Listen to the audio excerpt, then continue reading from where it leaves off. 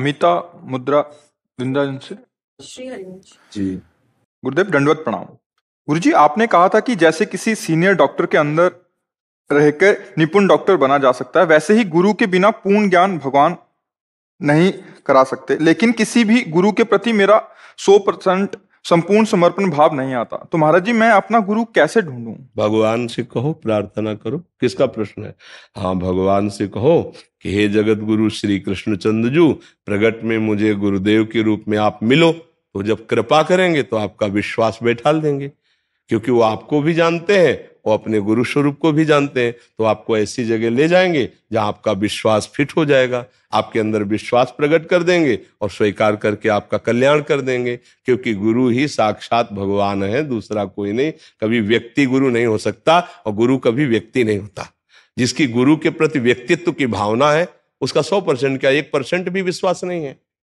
जब गुरु पर यह भाव है कि साक्षात परब्रह्म बोल रहे हैं, तुम्हारी प्राकृतिक मानसिक दृष्टि है, तुम उस दृष्टि से देखोगे तो सब तुमको नाटक ही नजर आएगा। क्योंकि तुम्हारी नाटकमयी दृष्टि है ना, तो तुम्हारा कोई % नहीं संतों के प्रति है। किसके प्रति?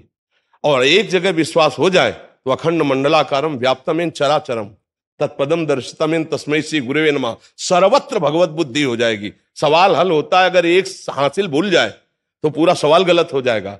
तो मानी संख्या से सवाल होता है। मानी संख्या गुरु साक्षात परब्रह्म तस्मै श्री गुरुवे नमः, मानी संख्या। फिर जानी बात कि अखंड मंडलाकारम व्याप्तमेन चराचरम।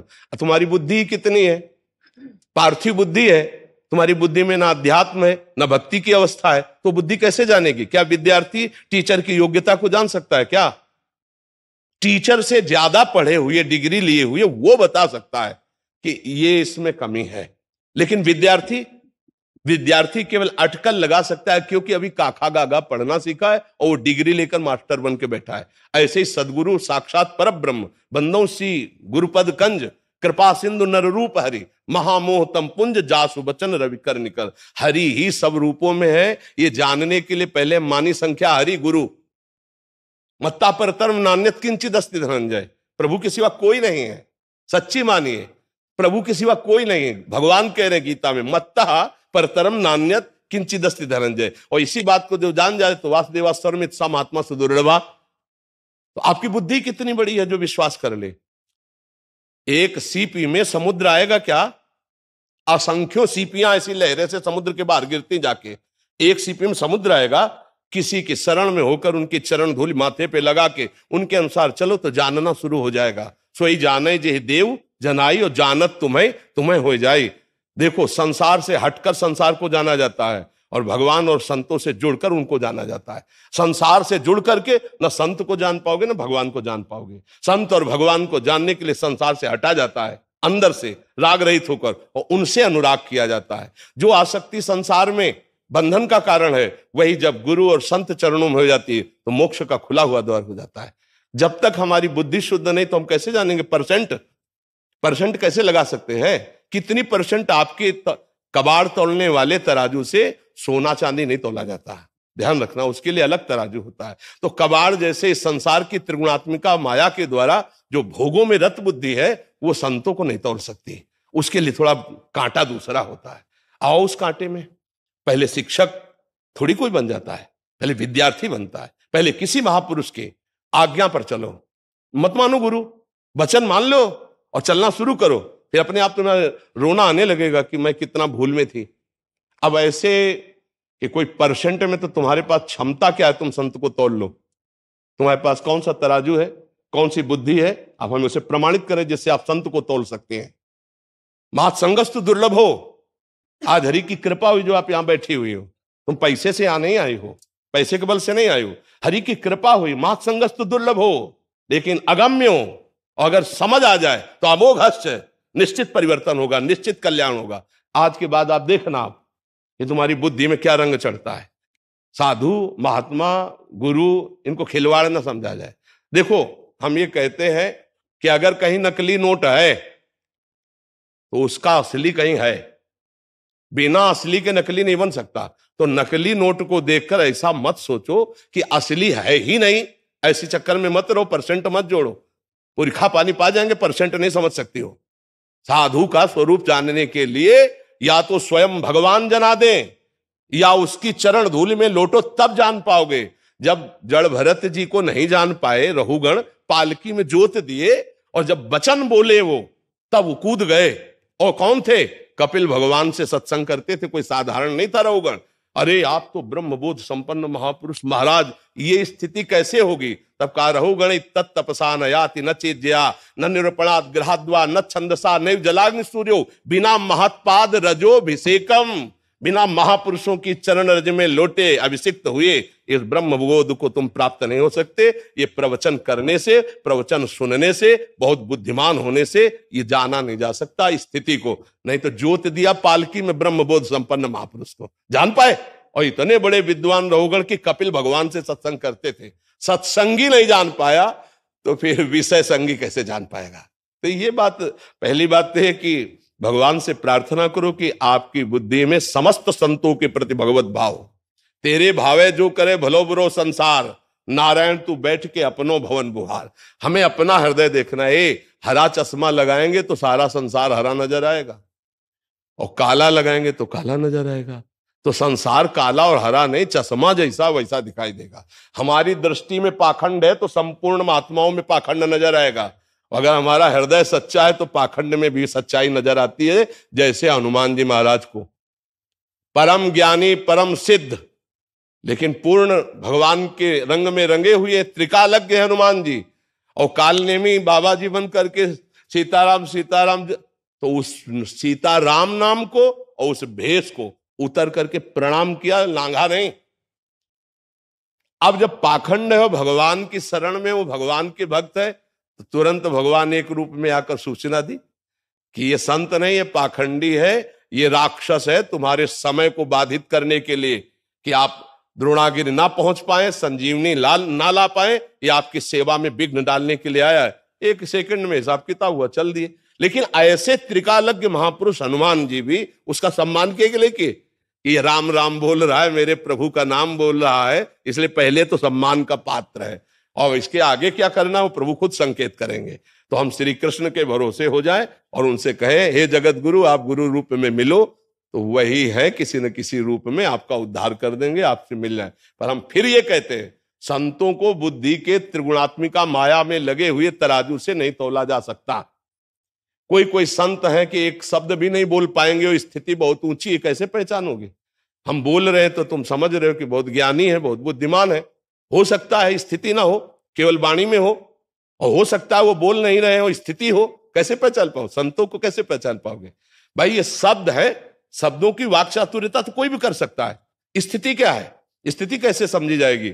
स्थिति के बिना स्थिति कैसे समझी जाएगी? और संत स्थिति का नाम है, जो काम क्रोध लोभ मोह मद विजयी है, षड विकार जित अनघ अकामा, कोई कामना नहीं, निष्पाप और निरंतर भगवान में जिनकी स्थिति है, संत जानो। अच्छा, स्थिति में होने में कोई मुकुट थोड़ी लग जाता है कि भाई मुकुट लग गया है सिद्ध हो गए। कैसे जानोगे? जब उनके चरणों की आराधना करोगे और वो कृपा कर दे तभी तो। नहीं, जड़ भरत जी अगर ना बोलते तो पालकी में ही जोते रहता, और हो सकता था पिटाई भी करवा देता कि ये कहार बहुत मनमानी चलता है। पर जब बोले तो उनके नेत्र खुले कि इतने बड़े महापुरुष आत्मबोध संपन्न, इनको मैं पालकी में जोते चरणों में गिर गए। संतों को पहचानना खेल है, तो इसलिए। नरेश जी भोपाल से। राधा वल्लभ श्री हरिवंश। राधा वल्लभ श्री हरिवंश महाराज जी। महाराज जी, अनावरत भजन या स्मरण कैसे होगा? क्या ये केवल गुरु कृपा से ही? अव्यावृत। अव्यावृत, अव्यावृत माने होता तैल धारावत, अखंड सुमिरन, तन्मया स्थिति, तन्मय होकर निरंतर। गुरु कृपा से भजन की प्रारंभ स्थिति होती भी है, गुरु कृपा से भजन बढ़ता है, गुरु कृपा से भजन बचता है, गुरु कृपा से भजन पचता है। मूल तो गुरु कृपा ही है, पर पुरुषार्थ अपना कभी कायरता में न बदले। हमें जितना भगवान ने सामर्थ्य दी है, उस सामर्थ्य को हम सत्मार्ग में ही लगाएं। हम ऐसे कायर बन के न बैठे कि कृपा से सब हो जाएगा, ऐसा नहीं होता।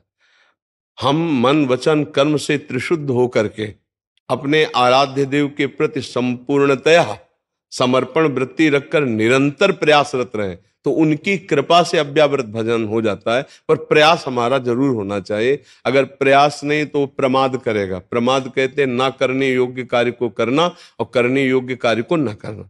तो इसलिए प्रमाद स्थिति से बचने के लिए हमें अपने समय को सार्थक करना है। समय सार्थक करने के लिए जो हमें नाम जप करना, वाणी जी का गायन करना, लीलाओं का श्रवण करना, गायन करना और संत महापुरुषों के पावन चरित्रों का गायन श्रवण करना, भगवत सेवा, साधु सेवा, समाज सेवा, इन सब के द्वारा हमारा हृदय पवित्र होकर भगवत कृपा पात्र बन जाता है। तब निरंतर सुमिरन होता है। पर इसमें अभ्यास योग हमारा, कृपा श्री भगवान की, गुरुदेव की। यदि हमारा अभ्यास शिथिल है तो फिर आप कृपा का अनादर कर रहे हैं। अभ्यास योग युक्तेन चेतसा नान्यगामिना। हर श्वास में अधिक से अधिक नाम मंत्र जपने का अभ्यास जब होगा तो भगवत कृपा से ये विक्षेप रहित होकर निरंतर होने लगता है। पर दीर्घ काल निरंतर सत्कार सेवितो दृढ़ भूमि। जो नाम मंत्र गुरु से मिला है उसे दीर्घ काल तक बड़ी महत्व बुद्धि रख करके निरंतर अभ्यास करे, तब वो अभ्यास परिपक्व होता है। महत्व बुद्धि कैसी? त्रिभुवन की राज्य लक्ष्मी एक तरफ दी जाए और कहा जाए एक पल के लिए भगवान का विस्मरण कर दो, प्रियाजू का विस्मरण कर दो, तो वो विस्मरण नहीं करेगा त्रिभुवन की राज्य लक्ष्मी देने पर। तो आप सोचो, मर्त्य लोक के सुखों को प्राप्त करने के समय यदि नाम छूट जाता है, चाहे वो रसेंद्री का सुख हो, जनेन्द्री का सुख हो, नेत्रेंद्री का हो, श्रवणेन्द्री का हो, त्वगेंद्री का हो, इसका मतलब हमारी महत्व बुद्धि प्रभु में उतनी नहीं जितनी भोगों में है। अगर किसी व्यक्ति, वस्तु, परिस्थिति, स्थान के संयोग से हमारा भजन छूटता है तो वो परिस्थिति, वो वस्तु, वो व्यक्ति, वो स्थान श्रेष्ठ हो गया और हमारा आराध्य देव लघु हो गया उससे। समझ पा रहे हैं? जब इस कोटि का महत्व हमारे हृदय में बैठ जाए कि न पारमेष्ठ्यम, न महेंद्र धिष्ण्यम, न सार्वभौमम, न रसाधिपत्यम, न योग सिद्धि, न पुनर्भवम मां। मुझे ब्रह्मा का पद नहीं चाहिए, देवराजेंद्र का पद नहीं चाहिए, मुझे मृत्यु लोक का सम्राट पद नहीं चाहिए, मुझे योग की सिद्धियां नहीं चाहिए, मुझे मोक्ष नहीं चाहिए, मुझे निरंतर भजन चाहिए। स्वनाम श्वास दो बिलक चलत है, इनको भेदन मोह को भावे, श्वास ही नाम, नाम ही श्वासा, नाम श्वास को भेद मिटावे, रोम रोम जब रग रग बोले तब कुछ स्वाद नाम को पावे। नाम की जो वृत्ति हमारे अंदर नहीं चलती उसका कारण है कि नाम से बढ़कर अभी हम कुछ माने हुए हैं।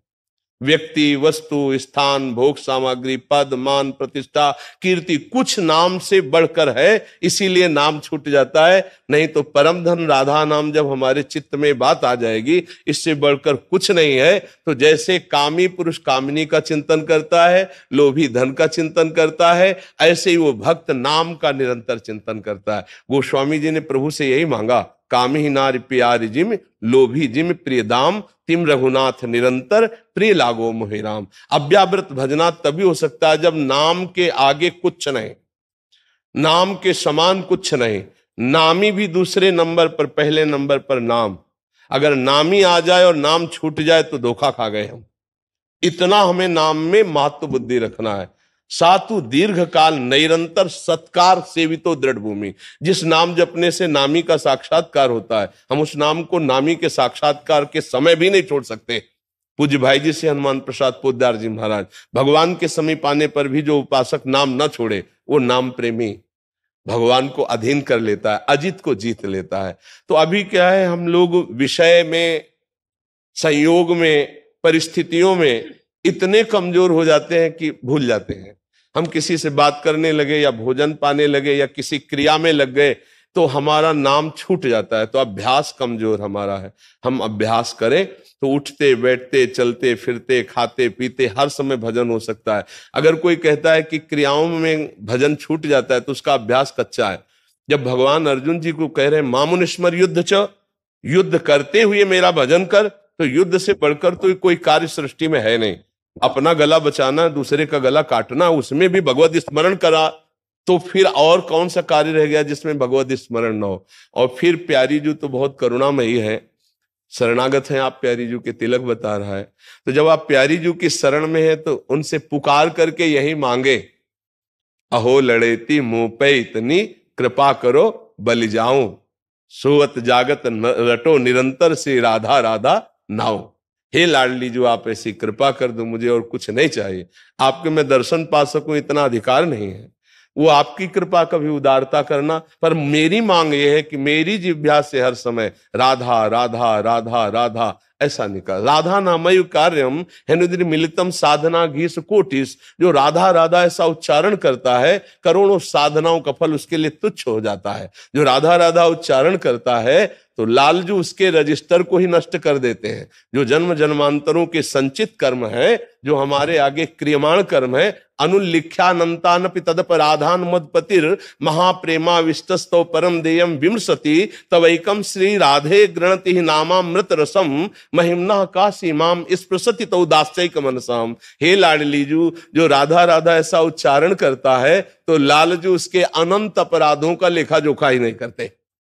संचित कर्म भस्म हो जाते हैं और जो क्रियमाण है, आगे जो कर्म हमारे, वो निष्फल हो जाते हैं। और राधा नाम के प्रभाव से जो प्रारब्ध है वो निष्प्रभावित हो जाता है। आएगा प्रारब्ध, अपना प्रभाव दिखा करके उसे चकनाचूर नहीं कर देगा राधा नाम जापक को। तो इसलिए नाम पर हम महत्व बुद्धि रख करके कि हमें परम धन राधा नाम जो मिला है, जो शरणागत मिला है, जो हमको निज मंत्र मिला है, जिसको जो अधिकार से मिला है, ये हमारा प्राण है, हमारा जीवन है, हमारा लक्ष्य है, हमारी श्री जी है। नाम ही हमारी श्री जी है। यद्यपि नाम और नामी अभेद होते हुए भी नाम स्वामी और नामी सेवक है, क्योंकि जहां स्वामी नाम पधारता वहीं प्रभु को आना होता है। तो प्रभु अनुगामी है नाम के, नहीं तो सबके हृदय में प्रभु बैठे हैं, दर्शन कर लो। सबके हृदय अक्षत विकारी, पर सकल जीव जग दीन दुखारी। सब द्वंद्वों में पिस रहे प्रभु के होते हुए, और नाम विराजमान करो जिह्वा पे और हृदय पे, और फिर देखो क्या दशा होती है। अगर गदगद सुर नैना सजल दंपति रस रहे भीन, ईगत वृंदा विपिन में फिरे प्रेम तन लीन। चाहे जहां लाखों कोस दूर हो, तुम्हारा मन वृंदावन में घूमेगा, तुम्हारे नेत्रों में प्रिया प्रीतम बसे रहेंगे। पर नाम को महत्व बुद्धि करके पकड़े। हम लोगों में सबसे बड़ी कमी है कि हम मर्त सुखों को इतना महत्व दे देते कि नाम छूट जाता है। जिस समय नाम छूट गया, उससे बड़ी हानि, उससे बड़ी विपत्ति नहीं है। भाई ये बात हमारी कब समझ में आएगी कि नाम छूटना ही विपत्ति है। का हनुमंत विपत्ति प्रभु सोई, जब तो सुमिरन भजन न होई। हानि हरिवंश के नाम अंतर पड़े, लाभ हरिवंश उच्चरत बानी। अगर हमारा नाम चल रहा है तो इससे बड़ा मेरा लाभ क्या हो सकता है। तो राधा नाम तो अमृत है। राधा राधा राधा राधा कैसे छूट जाएगा। अगर हमारे हृदय में पैसे का महत्व या चेक हो तो हर समय हम ऐसे हाथ लगाए रहेंगे, नहीं। कोई ऐसा ना हो कि अनजाने में भी कोई काट ले।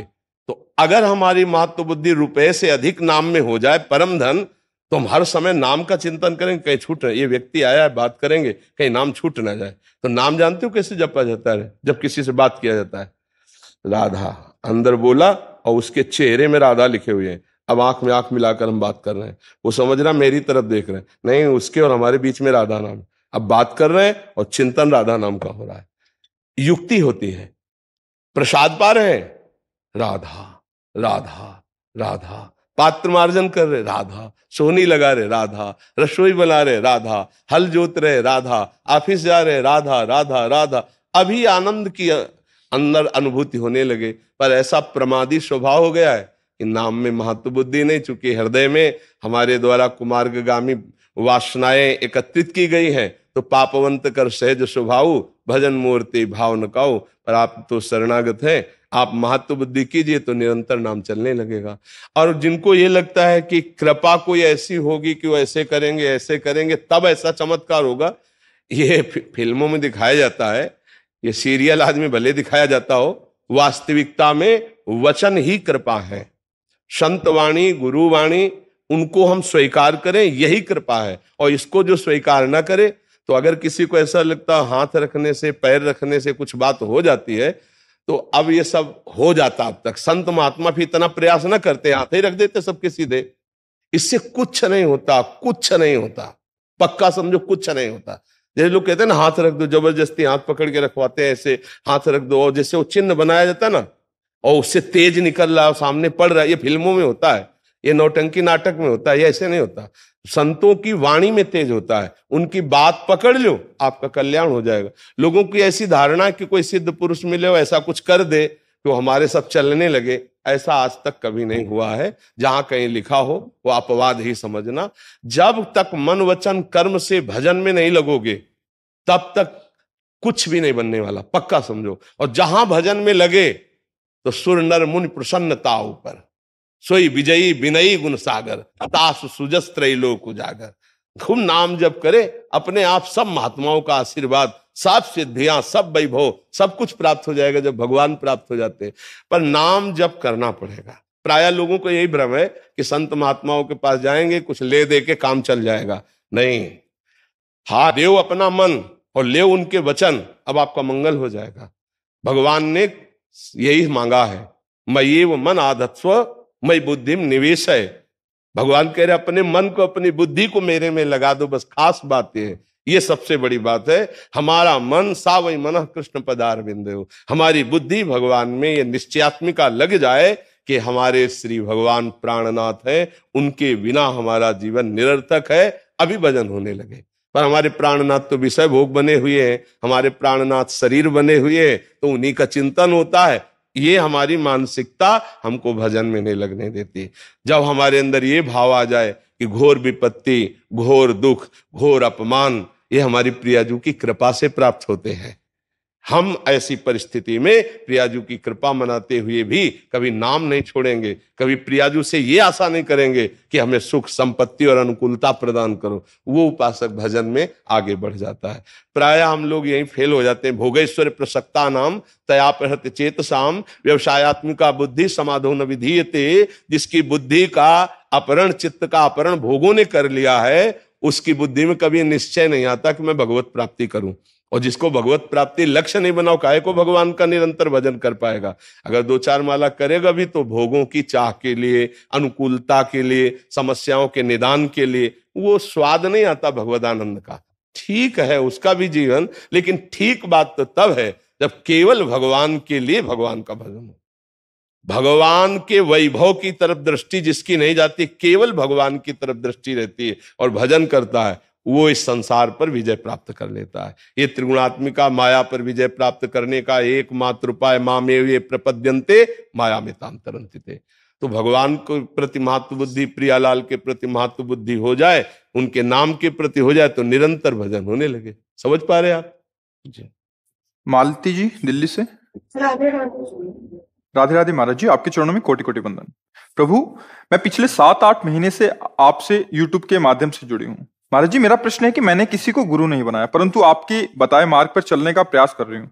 अभी मंत्र जाप आरंभिक स्थिति में है, नाम जप होगा महाराज। गुरु नाम वर्ण करने का कारण यह है कि यदि मैं उनके बताए हुए मार्ग पर न चल पाई तो मुझे बहुत ग्लानि होगी। मैं पूछना चाहती हूँ कि क्या मार्ग पर चलते हुए ऐसे आध्यात्मिक उन्नति प्राप्त की जा सकती है, भगवत प्राप्ति हो सकती है?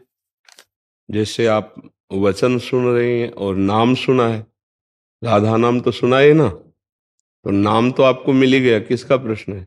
नाम तो आपको मिल ही गया ना। बस इसी नाम को जपते रहो और जो सत्संग में सुनते उसको आचरण में उतारो। हो गया, गुरु मंत्र हो गया। गुरु के, संत के मुख से निकला हुआ नाम स्वीकार कर ले और उसी का निरंतर भजन करे तो भगवत प्राप्ति दुर्लभ थोड़ी है। हाँ।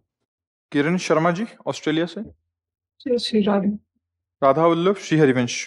महाराज जी, मैं एक अध्यापिका हूं जो ऑस्ट्रेलिया के एक स्कूल में नवयुवकों को और युवतियों को शिक्षा प्रदान करती हूं। उस समाज में अध्यात्म का अधिक महत्व नहीं है और विद्यार्थी प्रायः शिक्षक के साथ अभद्र व्यवहार करते हैं। सभी ऐसा नहीं है, परंतु बहुत मात्रा में पाए जाते हैं। जब वो विद्यार्थी मुझसे अभद्र भाषा में बात करें या मुझे हानि पहुंचाने की कोशिश करें तो मुझे किस दृष्टिकोण से उन परिस्थितियों को देखना चाहिए? क्या हानि पहुंचाने पर तो फिर सरकारी मदद लेनी चाहिए। हानि पहुंचाने पर फिर जब हानि पहुंचाने वाली बात आवे तो वहां धैर्य या सहनशीलता ये पाठ नहीं पढ़ा जाता। वहां फिर कानून का सहारा लेना चाहिए और अपनी रक्षा करनी चाहिए, क्योंकि नवयुवक बच्चे हैं। अगर आप इस तरह से सहनशीलता का पाठ अपने में पढ़ेंगे तो आगे बढ़ सकते हैं, वो अभद्र व्यवहार की सीमा तक पहुंच सकते हैं। इसलिए हम ऐसा उपदेश नहीं करेंगे कि आपको सहन करना चाहिए। जब उस एक सीमा तक, धैर्य की सीमा तक तो ठीक है, इसके बाद जब अभद्र व्यवहार करें तो कानून व्यवस्था तो सर्वत्र है ना। हाँ, तो उसका सहयोग लेना चाहिए, लेकिन जहां तक हो सके एक सीमा है जहां तक लगता है कि हम गुरु पद पे हैं, शिक्षक का मतलब गुरु पद पे हैं। अगर हम इन्हें प्यार से समझाते हैं और ये समझ जाते हैं तो ठीक है, अगर नहीं समझते और सीमा पार करते हैं तो फिर कानून का सहारा लेना चाहिए। क्योंकि आजकल ऑस्ट्रेलिया में क्या कहीं भी हो, जब धर्म का और धर्म शास्त्रों का आश्रय नहीं होता तो बुद्धि में कुमति, दो प्रकार की बुद्धि होती है, एक सुमति और एक कुमति, ये सबके अंदर रहती है, बुद्धि में दोनों रहती है। जहां हमें अध्यात्म का सहारा मिल जाता है तो हम कुमति को दबाकर सुमति को बढ़ाकर एक अच्छे व्यक्तित्व वाले बनते हैं। बोले यार ये तो देवता है, मनुष्य रूप में देवता है। हम किसी किसी को ऐसा भी कहने लगते हैं कि यार तो साक्षात भगवान है, क्योंकि उसने कुमति का नाश करके सुमति को अपने अंदर जागृत कर लिया। अब अध्यात्म ना होने के कारण, अध्यात्म ज्ञान ना होने के कारण कुमति ने सुमति को दबा दिया है और सर्वत्र कुमति का बोलबाला हो रहा है। जैसे व्यभिचार, व्यसन, हिंसा, चोरी, ये बहुत मात्रा में फैल रहा है। नए नए बच्चे ड्रग्स ले रहे हैं, इंजेक्शन ले रहे हैं, जहरीली नशे कर रहे हैं। अब उनको अर्थ चाहिए, अब अर्थ के लिए वो कुछ भी कर सकते हैं क्योंकि उनको नशा चाहिए, और नशा हुआ तो अब गर्लफ्रेंड बॉयफ्रेंड, व्यभिचार खूब है, मनमानी व्यभिचार हो रहा है। अब ऐसे लोग यदि उपद्रव करें तो केवल कानून का इशारा है, उनको धर्म की शिक्षा काम नहीं आएगी। वो नहीं समझेंगे तुम्हारे धर्म को और तुम्हारी धर्म की बात को, क्योंकि कुमति अब अपने रंग में है। जैसे राक्षस है तो उस राक्षस को विनय के द्वारा काबू नहीं किया जा सकता, राक्षस को दंड विधान के द्वारा ही काबू किया जाता है। तो जब कुमति अपना स्वरूप धारण करती, रंग लाती, तो राक्षस बन जाता है। जैसे मोबाइल से गंदी बातें देखी, गंदे आचरणों की अंदर प्रबल वेदना हुई और कई बच्चे मिलकर के ऐसे, फिर इसके बाद वो अपने बचाव पक्ष में आग लगा देते हैं, ऐसे मार, ये इसको आप क्या कहेंगे? मानवता कहेंगे या राक्षस कहेंगे? राक्षस शब्द आएगा ना। राक्षस कौन हुआ? जो सुसुख वांछा में इतनी बुद्धि भ्रष्ट हो गई कि अपने जैसे ही शरीर को, हमारे शरीर को चींटी काटे तो हमें दुख होगा, उस शरीर को हमने नष्ट कर दिया, धर्म विरुद्ध आचरण कर दिया। तो ये राक्षसी प्रवृत्ति बढ़ रही है। गुरु है, हमारी माता के समान है, इनके सामने कैसा व्यवहार करें? आप खुद बता रहे हैं कि वो ऐसा व्यवहार, अभद्रता, तो कुमति बढ़ी हुई। कुमति को दंड के द्वारा सुधारा जाता है।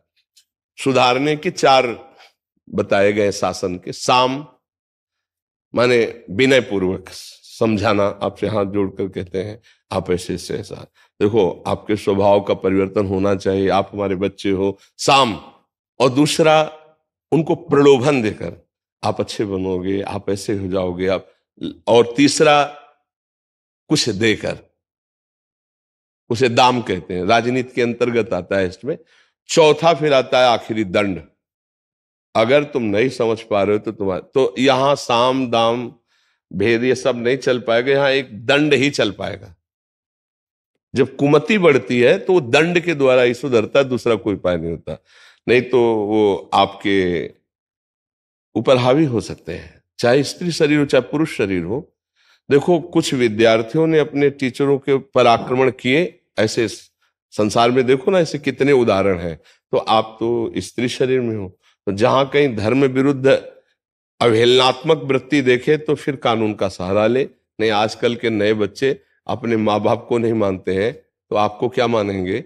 बहुत ही अध्यात्म विहीन जीवन होता चला जा रहा है। आज हमारे नवयुवक भारतीय भाई या कुछ बाहर रहने वाले ये सत्संग सुन रहे हैं, हम एहसान मान रहे हैं, हम उन्हें धन्यवाद कहते हैं कि आप सत्संग सुन रहे हो, ये हमारे भाग्य हैं, उनके भाग्य नहीं है, हमारे भाग्य है कि आप सत्संग सुन रहे हो। ऐसे कलिकाल में, ऐसे वातावरण में जहां ऐसी राक्षसी बुद्धियां अपना तांडव कर रही, वहां नौजवान गंदे आचरण छोड़ रहे हैं और अच्छे सतमार्ग में चल रहे हैं, तो हम ये समझते हैं कि हमारे ऊपर बड़ी कृपा कर रहे हैं। हाँ, तो कम से कम बात मान रहे हैं, ये हमारे ऊपर बड़ी, और लाखों की संख्या में, एक दो नहीं लाखों की संख्या में।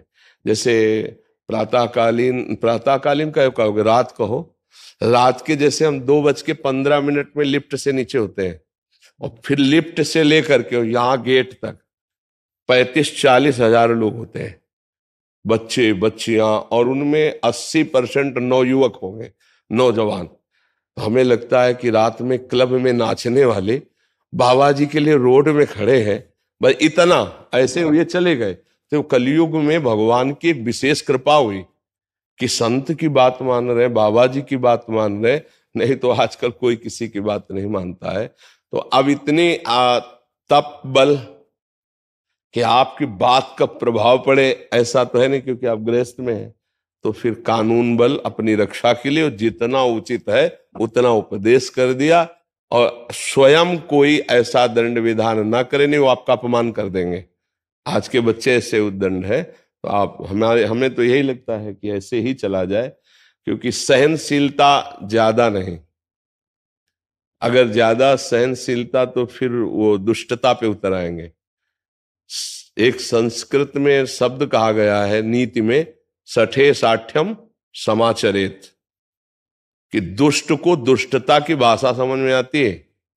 एक यशो थे, तो थाने के, वो यशो ही तो कहते हैं, तो वो उनको जब परिचय के थे तो कि वैसे अगर विनय पूर्वक समझाया जाए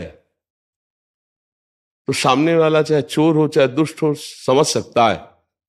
तो उन्होंने कहा महाराज जी, ये पवित्र बुद्धि वालों में तो हो सकता है लेकिन दुष्टों में नहीं। उन्होंने घटना सुनाई कि किसी चोर ने चोरी की और पक्का पता चला कि इसने चोरी की, तो उसको बैठाल करके थोड़ा मीठा मंगाया, ठंडा पानी पियो। कहा भाई जो चोरी की है हमें पता है, आप दे दीजिए। कौन कहता है चोरी की? ये प्रोग्राम हो गया। इसके बाद उठाया डंडा, 20 डंडे मारे। बोले सर अभी अभी बताता हूं, अभी पूरा सर। तो उनका ऐसों के लिए मिठाई और पानी और हाथ जोड़ना, सठे साठ्यम समाचरित। दुष्ट दुष्ट की ही भाषा समझता है, वो शांत साम भाव समझ ही नहीं सकता है। दुष्ट को समझाने के लिए फिर तिनकर काल रूप में भ्राता भगवान भी कहते हैं, उनके लिए मैं काल स्वरूप धारण करता हूं, तब उनकी समझ में आता है। नहीं वैसे हाथ जोड़ने वाली भाषा उनको समझे में नहीं आती। तो आजकल दुष्टता बढ़ रही है, नहीं बढ़ रही।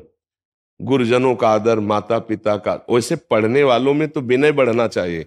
विद्या विनयम ददाति, विद्वान या विद्या संपन्न को तो विनय, लेकिन आज की पता नहीं कैसी विद्या है कि वो उद्दंड बना रहे हैं, नहीं बना रहे हैं। संतों के प्रति अश्रद्धा, शास्त्रों के प्रति अश्रद्धा, माता पिता की मर्यादा से रहित वार्ता करना, उद्दंडता करना, टीचर से गुरु की भावना न रखना। अब वैसे अपने लोग जब जाते थे तो पहले हर टीचर को प्रणाम करते थे, नहीं ऐसे कर, और फिर प्रार्थना होती थी। अब पता नहीं आपको प्रणाम करते? नहीं, जवाब ही नहीं देते। जवाब मैं उनको प्रणाम करती हूँ पर वो बहुत ले प्रणाम करके बच जाओ, बस यही है। ले आज का समय बदल गया, देखो ला। हाँ, तो हम लोगों को जो शिक्षा प्रारंभ में दी जाती थी तो सबसे पहला काम होता, जब टीचर के सामने जाते थे तो ऐसे। हाँ महाराज जी, भारत में तो फिर भी अभी कुछ हद तक ये मर्यादा है, बट विदेशों में तो इसका खंडन ही हो गया है महाराज जी, पूरा मतलब पहले से ही नहीं। तो ये विदेश के ही अवगुण हमारे देश में आ रहे हैं, विदेश के ही अवगुण आ रहे हैं, नहीं आ रहे। ये जो बेविचार प्रवृत्तियां हैं, जो गंदी बातें, विदेशी हैं, अपनी भारतीय थोड़ी। भारतीय संस्कृति में एक बार एक पूर्व प्रसंग है कि जब अकबर सम्राट था तो राजवीर क्षत्रियों की बहुत हत्या हुई युद्ध में उसके द्वारा। वो तो बलशाली कुल परंपरागत वो राज्य करता रहा। तो रात्रि के समय एक 12 वर्ष का पूरा कवच बांधे हुए और उन लाशों में दीपक से ऐसे चेहरे देख रहा था। तो सब सैनिक सो रहे थे, कुछ अंगरक्षकों के साथ कि कितने मारे गए अकबर देखने के लिए। उसने देखा कोई सैनिक हाथ में भाला, जब प्रकाश पड़ा तो देखा अत्यंत सुकुमार 12 वर्ष। तो बोले डरने की बात नहीं, मारना नहीं, कौन है? नजदीक जाके मैं, हाथ में दीपक। तो उनका तुम कौन हो? मैं सम्राट अकबर आपसे जानना चाहता हूं आप कौन है, और निर्भय रहिए, मैं आपको दंड नहीं दूंगा। कोई अपराध आप नहीं कर रहे, पर इन शवों में क्या देख रहे हैं? तो उसने कहा, मैं कोई पुरुष नहीं हूं, मैं एक भारत की राजकुमारी हूं और मेरा पति युद्ध में मारा गया, जो होने वाला था, समझ रहे, तय हो गया था। पहले कम अवस्था में ब्याह होते थे ला, तो उनका हुआ नहीं था, तो दूसरा कर लीजिए। बोले हम भारतीय एक बार जिसका वरण करते हैं आजीवन उसका निर्वाह करते हैं। तो बोले 100 क्यों ढूंढ रहे हैं? बोले उसके साथ भस्म करूंगी, अपने शरीर को चिता लगाऊंगी। उसके होश उड़ गए। ये भारतीय संस्कृति, एक बार जिसको वरण कर लिया आजीवन के लिए उसका। सत्यवान को जब वरण किया सावित्री जी ने, तो नारद जी ने बताया बहुत गलत कर लिया, 1 वर्ष में मर जाएगा। तो उनका 1 वर्ष तो बहुत होते, जिसको हमने वरण किया 1 दिन भी अगर वो हमारे साथ रहेंगे तो आजीवन उसी स्मृति में हम निकाल देंगे। और उसी पातिव्रत ले यमराज से छुड़ा लिया सत्यवान को, अपने चरित्र को सुला। ये हमारा भारत देश है, ये हमारे भारत की संस्कृति है। ये नहीं कि 4 दिन उससे बॉयफ्रेंड बने और फिर ब्रेकअप, फिर दूसरा, फिर ब्रेकअप, यानी ऐसे नहीं, फिर तीसरा। अब देखो ये क्या है, चरित्रहीनता है ना। ये कहां से आया है? बाहर से आया ला, अपने देश का है। हमारे समय जब हम स्कूल में पढ़ते थे शब्द नहीं था, बॉयफ्रेंड गर्लफ्रेंड शब्द ही नहीं था। ये अभी जब से मोबाइल चला होगा तभी से चला होगा, हमें लगता है। नहीं थे ना, जानते नहीं थे। हाँ, ये बात तुम्हारी हम ज्यादा पॉइंट देते कि हम लोग एक ही स्कूल में पढ़े, बच्चियां और बच्चे थे, कबड्डी खेलते थे। 10, 12, 13, 14 वर्ष की अवस्था वाले बच्चों में दोष ही नहीं था। हाँ, ये तुम्हारी खास बात रही कि वो जानते ही नहीं थे। आज 12, 13 वर्ष का बच्चा पूरा संसार का पंडित है, पूरी बात जानकारी उसको है। ये बात सही कि जानकारी ही नहीं थी। तो इसीलिए आप अपने मर्यादा की रक्षा करते हुए धैर्य पूर्वक नौकरी का निर्वाह करें। बच्चों का जितना सुधार करने की आप चेष्टा कर सकते हैं उतना कीजिए, अपने को बचा के, और आप खुद भगवान नाम स्मरण में लगिए। वो जीवन यापन के लिए, लेकिन जीवन प्रभु के लिए है। हाँ, प्रभु का नाम जब कीजिए, और जब आपको ऐसा लगे कि अब हमारे जीवन की यात्रा के लिए पर्याप्त धन हो गया है, तो अब किसी भगवान के धाम का आश्रय लेकर भजन कर जीवन पूरा कीजिए। जी राधे राधे। श्री हरिवंश महाराज जी। महाराज जी, मैं राजकीय चिकित्सालय में ऑर्थोपेडिक सर्जन हूं तथा पेशे से अपने मरीजों का ऑपरेशन तथा उपचार से मदद भी करता हूं। सेवा करके मुझे प्रसन्नता होती है, परंतु मैं जैसा कर सकता हूं वैसा नहीं कर पा रहा हूं। उसके पीछे मेरे अंदर की एक कमी है। मैं शिक्षण कार्य से ही कुसंगति में पड़कर शराब की नशे लग गया था। मैंने कई बार अपने कर्म क्षेत्र पर भी इसका सेवन किया और रोगियों का उपचार भी किया, जो कि अब लग रहा है कि जघन्य अपराध हुआ। इस अपराध का कुछ कुछ बोध होने पर अब छोड़ना चाहता हूं। सेवा कार्य में सारा समय छोड़ना नहीं, आज ही छोड़ दो। देखो, हम जो कह रहे हैं उससे सुनो। ये बहुत बड़ी गलती है कि आप शराब पीकर ऑपरेशन, मतलब किसी की जान के साथ खिलवाड़ हो सकता है, और भगवान ने बचाया नहीं, आपका खिलवाड़ बन जाता। आज की समाज ऐसी है कि अगर ये जान जाए कि आप शराब पी करके ऑपरेशन किए हो, ऑपरेशन बिगड़ जाए, तो आपको जिंदा ऑपरेशन कर देंगे। आप तो शून्य करके ऑपरेशन, बेहोश करके, आप बिना बिना बेहोश की ऑपरेशन कर देंगे। है ना आज की समाज? अस्पताल के अस्पताल तोड़ फोड़ मार नहीं मचा देते। देखो, आज हमारे पास आए हो तो आप श्री धाम वृंदावन में बैठे हुए आज शपथ लीजिए कि आज के बाद मैं शराब नहीं पीऊंगा। बोलो, मैं श्री धाम वृंदावन में बैठा हूँ, शपथ लेता हूँ कि आज के बाद शराब नहीं पीऊंगा। मैं श्री धाम वृंदावन में बैठा हूँ, मैं शपथ लेता हूँ कि आज के बाद मदिरा का सेवन नहीं करें। बिल्कुल, आज से आप निश्चिंत रहो। पीछे जो हुआ उसका।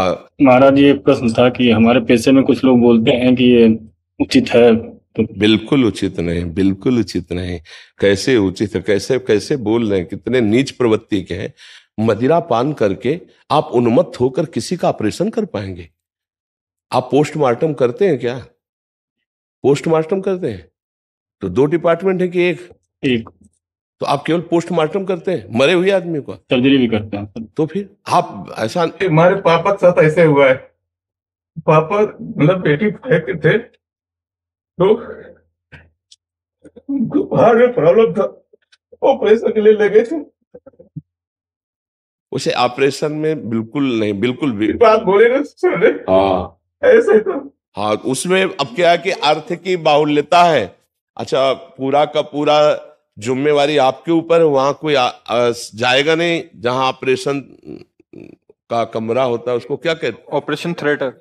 हाँ, ऑपरेशन थिएटर है, वहां तो कोई जाता नहीं। आप स्वामी हो और वो बेहोश होकर के आपके, इसलिए बिल्कुल ठीक नहीं है। तो आज से आपकी पक्की शपथ है। अब आपको पीछे जो हुआ भगवान, अहम तो हम स्वरूपाभ्यो मोक्षयिष्यामि मां शुचा, भगवान ऐसा नहीं किसी के साथ खिलवाड़, वही तुम्हारे जीवन के लिए भारी पड़ जाएगा। और कोई नहीं जाना, ऐसा कुछ नहीं हुआ, भगवान की कृपा रही। अच्छा सच्ची बताओ, शराब पी करके भला ऑपरेशन कैसे ठीक हो सकता है?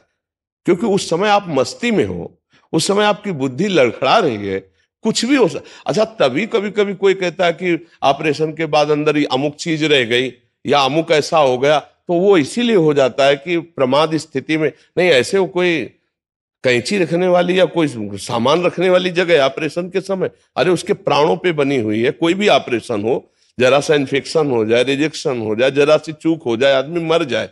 मतलब कितनी सर्जरी खतरनाक चीज होती है, अंगों को काट करके उसको। तो डॉक्टर तो उस समय भगवान होता है, उस समय आपको तो एकदम फ्रेश रहना है, एकदम।